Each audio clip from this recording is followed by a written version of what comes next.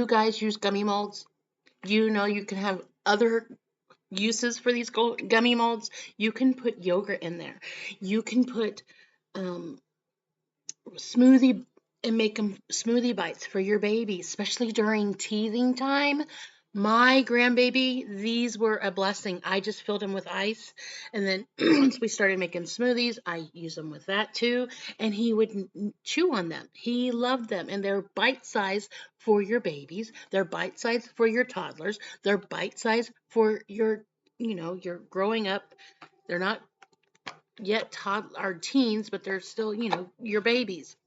It gives you options. Yogurt bites, again, yogurt bites. You can do smoothies. You can mix the both in between, make a popsicle. And like I said, you can create your little smoothie bites.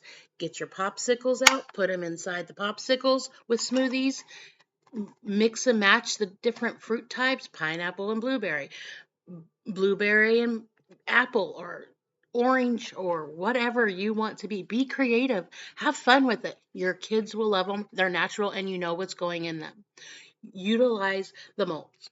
Do more than chocolate. Do more than gummies. Yogurt, and you got yogurt, you got smoothies, and you got ice.